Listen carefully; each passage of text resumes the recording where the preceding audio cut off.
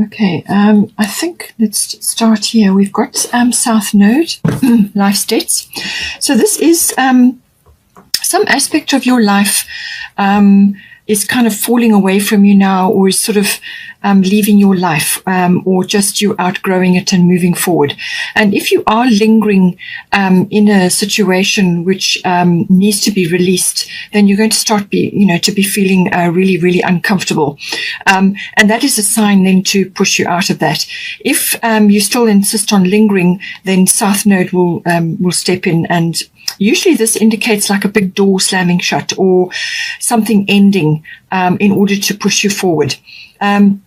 So this really can be quite an important sort of epiphany or a turning point, but it can be quite abrupt and quite sudden, or just, whatever it is or whoever it is kind of just, you don't resonate with them anymore, so you kind of part company. Or it could be memories, it could be, situations from your past that did feature up until a point and now they don't anymore.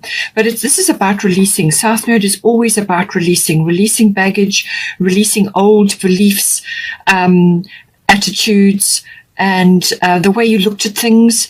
And in some cases, it can be people. Usually people are involved, but this is about releasing the past so that you can move forward. You kind of free yourself up from past situations. And in some cases, it can be a little bit painful, or can be a little bit, as I said, make you very uncomfortable, or you just feel like you need to grow. But there's things that need resolving and ending, or some kind of closure. So that can all come in with the South Node. It really depends on where you are at in your development and your consciousness level. So some things are purely internal that need to be released, and this can be attitudes or belief systems about yourself or about others, or about sort of past experiences where your energy has been going round and round in that past experience for a long time, and it now needs to be released and pulled back so that you can take yourself forward into the future. But it can also be external, as I said, where you are literally letting go of things around you, or where you are currently, or just whatever it may be, certain situations that you need to release. It's basically letting go of baggage, things that are heavy, things that are weighing you down. And it can also be inhibitive behavior. And in some cases, it may even be a relocation or a change of situation. It depends, but it's letting go of the past, releasing things that no longer serve you anymore. Now we've got here Six of Summer. This is the bottom of the Fairy Tarot. So children or childhood, the return of people or romances from your past, remembering events differently, in a better or worse light than how they really occurred. So this is where the reflection comes in. So I do feel that you are needing to do this in some way, shape or form. You're being asked to release a lot of things, whether this is physical things or emotional circumstances or attitudes, mindsets, things like that, or whether it can be actually people or experiences that you now have outgrown. So this can be issues from your childhood, or just things from your childhood. It could be places you've lived or circumstances, and it could even be, as I say, certain people popping back.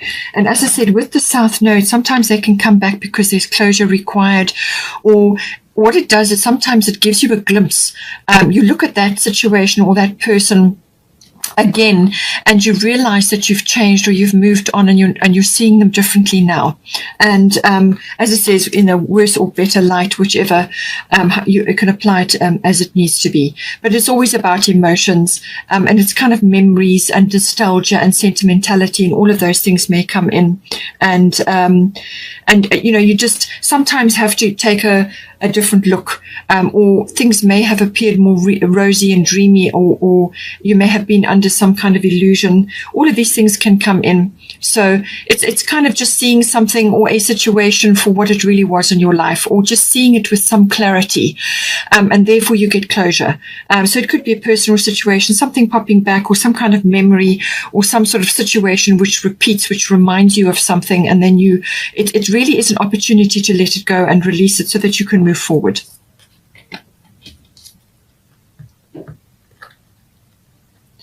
So now we've got second house owing.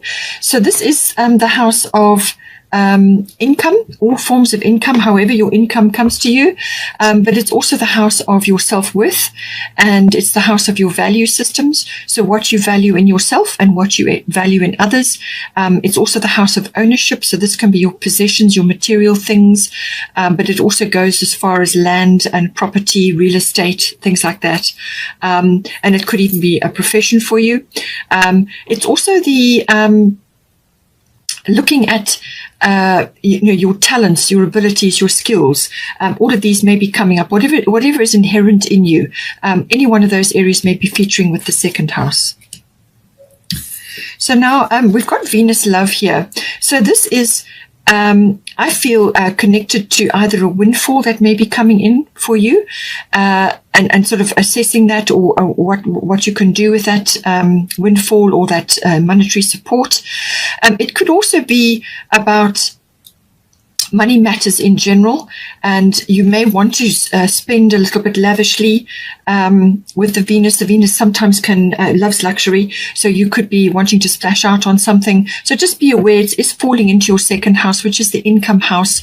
So always make sure that you are, it's fine to spoil yourself and do those sorts of things, but just have a little bit put aside so that you are also paying yourself back as well to carry you forward for whatever endeavors that you've got. But it looks like something like that coming in. It could also be the rising up of love, and this can be love for self, and also it can be an assessment from a value system. So you may be looking at things differently to how you did. And this could very well be to do with the South Node again, looking back at the past or releasing things that no longer serve you, or just a sort of a refinement of love and of your view of monetary matters and your view of luxuries, what you term luxuries, what is valuable to you and what is not. Weighing all that up can come in with the Venus card. But I do feel it is also about self-appreciation, self-love, all of those things. You need to direct your love towards yourself first, primarily, so that you fill up your cup. And then you've got something to offer other people. So you can't come from an empty cup. That's as simple as it is. So everything to do with that, it's understanding love, the different concepts of love, but it also may be fostering a greater appreciation of your income, or a greater appreciation of your self-worth, or of your value systems. You're now doing some sort of refinement with regards to that. It can also be the rising up of talents and skills, as I said, which are artistic or creative in nature. Now, with Venus, she does cover that as well. So this is also the appreciation of the arts. And this could be supporting an artistic endeavor or a creative endeavor, or it could be that these talents and abilities have been triggered, or you're now focusing on certain things now. Perhaps you are refining your artistic or your creative abilities. And it's the appreciation of that. As I said, Venus is really about all aspects of love, self-love, right through to personal love and universal love, and the understanding of that. And monetary affairs come in there, and the appreciation of beautiful things, art galleries, places where art can be appreciated, nature, and so on as well. So all of these things are coming in. We've also got Mary Magdalene, unconditional love. Love yourself, others, and every situation, no matter what the outward appearances may be. So this could be a very strong lesson in self-love coming up for you, where you are actually now having to really let go of past attitudes, beliefs, and inherent behavior or programming that you have inherited from others, from your family, or once you've had an experience in your life, your energy tends to get trapped in that experience if it was difficult for you. You actually need to release, after any difficult circumstance, you really need to do a lot of inner work to release yourself from that. And if you haven't done that, then it tends to kind of stay in your shadow, in your unconscious, until it is released. So I feel there's a lot of to do with that unconditional love of self. And also then you can spread it outwards as well, because the second house can be quite materialistic as well. So you may be seeing aspects of that in other people, or you may be looking at your material goods differently now. You may also be just applying this lovely mindset or heart set to a lot of things that are going on in your second house. And this can be coming back into that unconditional love for self and for others and for any situation. And, you know, always coming back to that, coming back to unconditional love, coming back to unconditional love. That makes you much more compassionate. It makes you much more able to make decisions and to see things in a different light and without judgment. And that's judgment for self and possibly for others as well. So all of these aspects may be coming in for you, but it's basically saying that, you know, come back to this for yourself and for your life and how you have lived your life up until this point, and everything that is unfolding for you in the second house. Be more compassionate with yourself and self-appreciation, refinement and understanding. We've also got here 11th house. So this is the house of friendships. It's also the house of all kinds of group activities. So this can be, like an association or a society or a network that you're involved in. It can be online groups or any kind of group that you're a member of. And it could even be your social circle or your social groups. It can be a group of companies, everything, you know, that to do with that. But it's about connecting, networking, sourcing information from others, from a group, a bigger collective. It can even be the collective that you're a member of. It's also the your personal hopes and dreams, your personal wishes for the future, your vision that you're working towards, what it is your ideal, you know, what is your ideal, what is your vision for yourself and your hobbies and your interests and all of these things that make up you, what it is that you're kind of, you know, visioning for yourself. All of those aspects come in.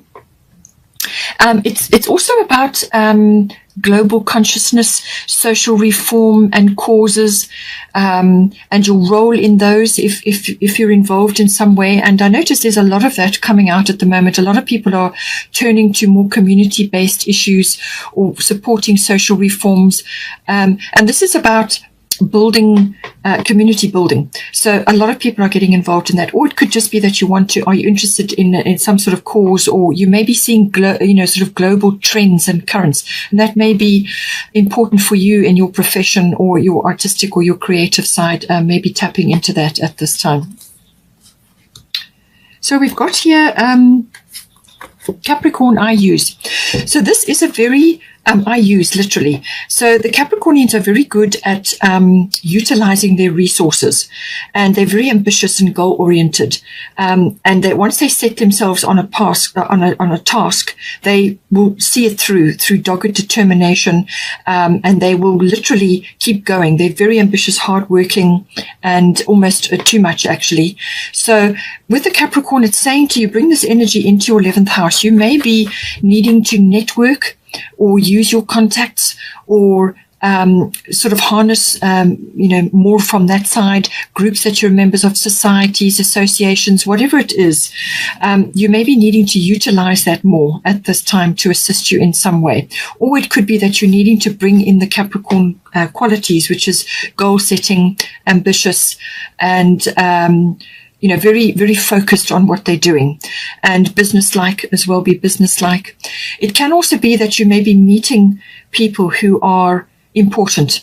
So this can be business-related or it can be personally related, and this is how you build up your contacts and your network. So you could be meeting some very powerful people at this time. And it can also be literally, making use of your networks and the people that you are connecting with, to foster those relationships to help you and assist you in some way. And it can also be, the Capricorn energy can also be about maturity and being mature and sort of wise about what it is that you're putting together. And there's a certain amount of building and structure and systematic energy that comes in with Capricorn, building and creating a foundation for life. That is all coming in with this energy. So whether this is in amongst your friends or it's to do with your hopes and your dreams and your visions for the future, or whether it's group situations that you're trying to, foster there. We've got here set an infinite supply at the top. You are supplied for today and all of your tomorrows. So what she's saying is that do not worry that your needs are going to be met. You're going to have a roof over your head. You're going to have enough food on your table. And all of those, your needs are going to be met. This is an abundant universe. All right. Even though you are told it's not, it is an abundant universe. And when you give to yourself, when you look after yourself, and when you apply unconditional love to yourself, and then it spreads outwards to others, then your scales are balanced. Then you are coming from a full cup, not an empty cup. And as soon as you do that, as soon as you balance those energies of giving and receiving, masculine and feminine, all of those, as soon as you balance all of those energies within yourself, then you can tap into a very abundant mindset, a very abundant stream, because you're settled, you're neutral, everything is in its place. And but she's saying that don't have fears about that. You will have what you need, and just tap into that abundance. Enjoy the there's lots of sea life there. So if you can spend time near the ocean, or take walks there, go for meditations there. Just spend time at the ocean wherever you can, whenever you can. Just enjoy that, or you can also even support. And it did come up with the 11th house that some of you may be interested in causes which support the ocean creatures and so on, marine biology or marine concepts. So that may be coming up, but she's very much in touch with the sea, and she's just connected to all the waters of life. And this is your emotional, your emotional, elemental and spiritual body of the planet. So connect to that. In some cases, for some of you, it may be that you may need to spend more time at an ocean, or it may be that some of you want to relocate or live closer to the ocean. There's lots of ways that this can come in. But whatever it is that you're trying to envision for yourself, and your hopes and your dreams, what you're visioning for yourself in the 11th house, use your resources, use your contacts, use your networks, and anybody that's coming into your sphere, nurture those contacts, and know that, this is an abundant universe, and that you can have access to these things, and that possibly you should look at spending more time near an ocean, or move to an ocean fraternity, or just go there to fill up your cup, to fill up your that side of you, that connection to the ocean, if possible, and or a water body even. But it's about your hopes and your dreams, and connecting with others. Some of you may also be have support from friends that may be coming in. Maybe they are your support network at this time, people that support you, that get you, that know you, and they may be able to support you or give you advice or just help you in some way as well with this. Now we've got here 5th house. So 5th house is the house of creativity. It's also the house of children. It's the house of fun, all recreational activities, all pleasurable activities, whatever it may be, whether it's a physical activity or a handcraft or actual creative activity that you're involved in, or artistic, whatever is applying to you. And it's also the house of risk. Okay, so all of these things come in, but it's your individuality, your stamp on things, your flair comes in with this house. Now, it seems to me that you're wanting to initiate something. It could be an activity, or it could be a creative project, or it could be to do with children, either your own children or other children that you may be involved with at this time. So there's something that you're wanting to initiate, and something that you want to get going. Now, at the top here, you've got Sarasvati, the arts. Express yourself through creative activities. So this is going to help you in some way, shape, or form. Now, we are all born creative. Not all of us are artistic, but we are all born creative. So whatever it may be, whatever is right for you. In this case, she is playing a musical instrument, but it can be any kind of activity that is enjoyable and it's kind of got this creative aspect to it. Now, for some people, this may be cooking. For some people, this is handcrafts. For others, it's drawing. For others, it's modeling clay or making mosaics or whatever it is, baking cakes and doing little fairy cakes, and, whatever is creative for you. It's what this helps you to do is to stay in the present moment. And for some people, it is playing an instrument, even though you may not think you're very good. It's the act of doing it. That's what raises your vibration, raises your frequency, and it brings you into the present moment. And when you do that, you free yourself up from gunning for a particular thing in your life. So it could be something that you're trying to initiate and you're being frustrated with it, or it could be something you're trying to launch, or something that you're trying to initiate. It could even be relating to children. If you have children, they may be wanting to do this, and you're trying to assist them, or you're trying to guide them in some way. But whatever it is, spend time in artistic or creative activities, because it raises your vibration. It brings you into the present moment, and all things are possible in the present moment. That is where your decisions are made, where you are at your most powerful.